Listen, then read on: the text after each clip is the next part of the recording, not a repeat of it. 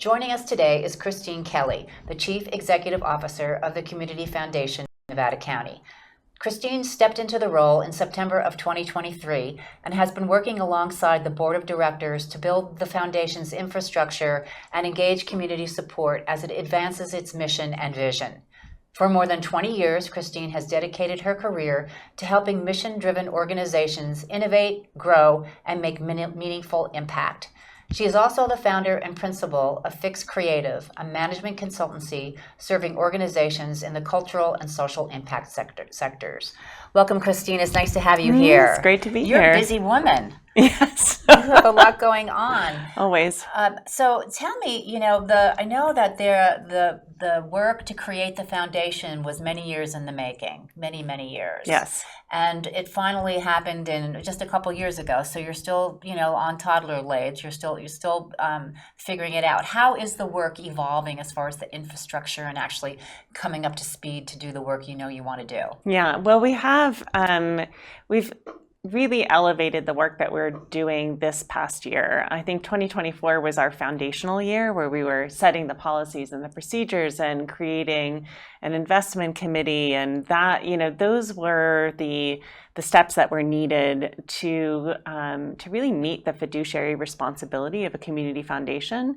It's a bit of a level up from another nonprofit Sure. organization, because you have to have just more of those policies and procedures in place because you're managing money. Sure.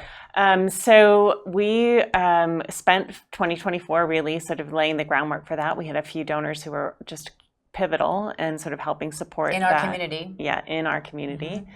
Mm-hmm. And we received a $250,000 matching grant from the County of Nevada to be able to sort of meet some of those benchmarks that were both tied to economic development in the county, but also are concurrently sort of the same as the priorities of the Community Foundation: to strengthen the nonprofit sector, to help create a better space for disaster resilience in our community, to look at community health broadly and generally, and also to really start thinking more about civic engagement and what does that mean in terms of how can we garner all citizens to be part of this community. Yes, because there's so many nonprofits in this community, 175 nonprofits. Yeah. Nevada County Media is one of them. Every day trying to make ends meet, as a lot of these small groups do, and I'm sure the bigger organizations have their own struggles. Money, of course, is always the right. undercurrent of that. But with so many nonprofits, that's unusual for a community of this size, isn't it? I don't know that it's unusual for a community of our size. It's a much trumpeted number. Yet at the same time, I think that what we're seeing, and we've seen this happening over the last 20 years or so, as government is doing less and less, the civic infrastructure somehow needs to stretch and increase. And the burden of that will fall onto the community-based organizations or the nonprofit sector. We like to call it the third sector. So I think that it's something that's it's become very essential to, as you were saying in your introduction, the quality of life that we have here. And the care that people receive. Many people may not know that, but the county actually contracts out a lot of the work that they would have essentially been doing in health and human services to nonprofit organizations. I see. And they're doing that type of work. And so it seems like there's a lot, but I think that there's a movement generally to away from government and into the sort of what we call that nonprofit or third sector. And it makes sense that would happen in a smaller community where there are less resources. I understand that.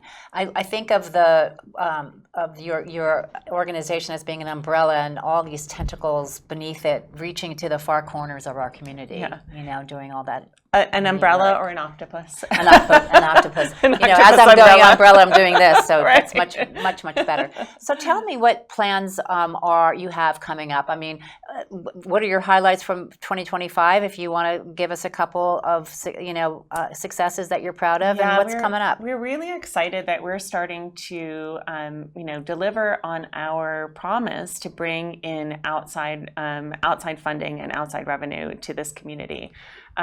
We were able to secure a couple of grants this year, one for the building of a community organization active in disaster, which is a COAD, which would work hand in hand alongside city and county governments in the event of a disaster to activate both resources, but then also be able to get to our most vulnerable residents first. So we have a wonderful consultant who's taking project lead and mapping the blueprint for that. So that was a $70,000 grant, and we're actually going to be looking at outside funding to help support that position. I've already been in contact with the Western Red Cross. They're very excited about this. So building out that disaster resilience is certainly this past year and then going forward really important. We also were able to bring in some funding for our partners on the Ridge. I think that the Ridge is often an overlooked area in our community, and we were able to secure $20,000 each, both for the San Juan Ridge Library, the community library up there, and the North San Juan Community Center. That's wonderful. And that's the great thing about that is that's simply capacity building support, so they can utilize that funding almost in any way that they choose to. Obviously, it has to be for the community benefit, but it's nice to have unencumbered funding. So sort of, here's some unencumbered funding this year for a project that you might, have been putting on hold for so long. And like you said, nonprofits are used to getting by with very little. Yes. So I really love that we've been able to do that. Are you concerned, or were you concerned as all this happened at the federal level and research grants and all kinds of grants across the board were being either paused or retracted? Yeah. Were you concerned, or are you still? I'm sure you're still concerned. Yeah, we absolutely. We merged with the Center for Nonprofit Leadership this past year, and of course CNL has got its finger on the pulse, and we did a community forum to see how is this affecting you? What do we need to know? And really are trying to really make sure that we're staying open. Of course, it's kind of trickled down. We may not have local nonprofits that have funding from the government directly. However, a lot of funding for health and human services comes down from the federal government down through to the state, food banks, down to the county, right? So we're sort of downstream of that funding, and so as the tap is being tightened upstream, we're definitely going to be feeling it. We're feeling it at the end of this year and going into next year, and probably for several years. Yes, because the fallout, no matter what happens after this at the federal level, the fallout is still going to be residual. Absolutely, and it'll take, if there is another administration that comes in and decides we want to open that tap up, it's going to take time to be able to do that. So I think the Community Foundation is really important right now because we can help be that glue, as you were saying. We see ourselves as part of the civic infrastructure of this community and helping to access money where it lives. And that's definitely something that I'm really passionate about. Right. And part of the mantle has to be allowing these many organizations to be as resilient as they possibly can. Yeah. You never know. Yeah, and with that, I think that's certainly we're at CNL, and Wendy Willoughby, who is our fabulous managing director of the Center for Nonprofit Leadership, comes into play because we have workshops, we have resources available. We're looking at starting a mentoring and coaching program. So I think that, for those nonprofits that are finding themselves struggling, I encourage you go to our website, reach out to Wendy at CNL. We're here to support the nonprofit community in that way. So you mentioned the mentoring and coaching proposal or project that you may have coming up. What else is coming up? This year is a big year for us in terms of our own fundraising. So we're looking to build 3 years of operating funds so that we can, build the runway so that what we would consider this as a startup, and startups need funding to be able to make sure that they kind of can achieve their goals. We are fully set up to be able to take funds now. So we have Bring it on. Our first donor advised fund, our first endowed donor advised fund.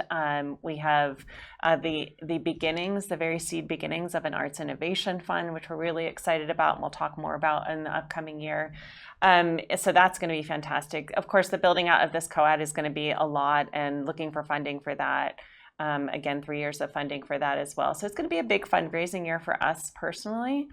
But we're also looking at how exciting that is for us, because we're here for generations. We're starting something that will be here 2, 3, 4, we hope, in perpetuity, generations out. Yeah. And we've seen a lot of small rural foundations start with, very little in assets. The Shasta Regional Community Foundation now has $35 million under assets, under management, and they are helping to leverage $9 million a year in their community. So I think about that a lot. That's amazing. Statistic, I think if they can do it in the Shasta region, I feel pretty sure that in a couple of, in several years, once we get the ball rolling here, we'll be able to do something similar. Yeah, so exciting. Yeah, it is really exciting. Gosh. Well, we'll have you back next year. We'll do a little touch base, see how things are going, Awesome. and what we can help you promote. And if anyone wants to write a big fat check, they can go to your website and reach out to you. And reach out to me directly. Okay, all right. Everybody hear that. Thanks, Cristine. Thank you. Good luck and So happy good to have you. holidays. To you too.